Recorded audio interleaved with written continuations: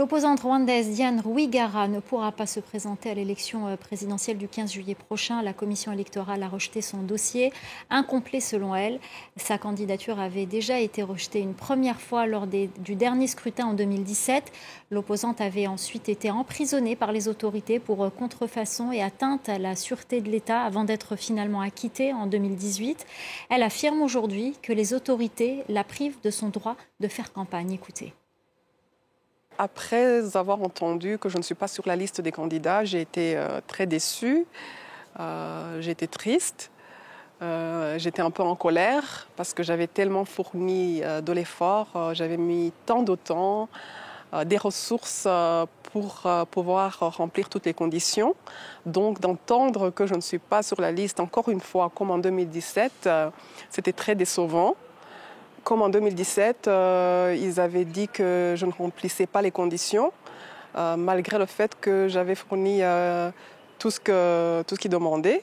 Et encore une fois, cette année, 7 ans après, je me vois encore nier le droit de faire campagne pour des raisons injustes.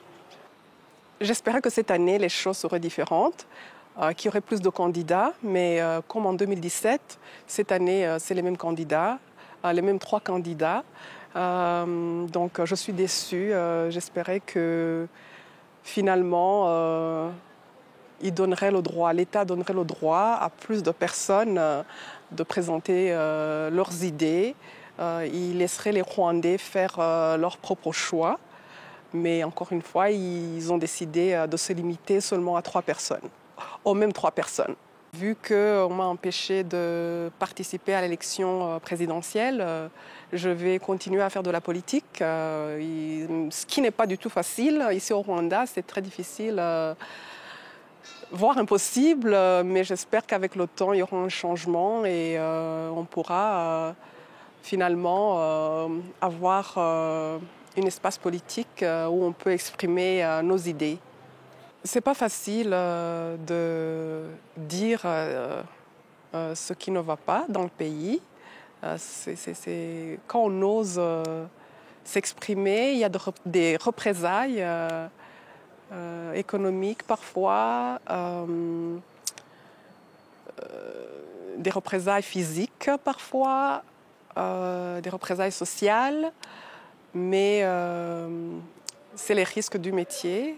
Et donc, on fait avec, on vit avec parce qu'on n'a pas le choix. Je n'ai pas le droit de me déplacer, je n'ai pas de passeport, je ne peux pas quitter le pays. Et ça, c'est l'une des conséquences de m'être exprimée, d'avoir critiqué le gouvernement. Il y a toujours des conséquences négatives et voilà, c'est la vie au Rwanda.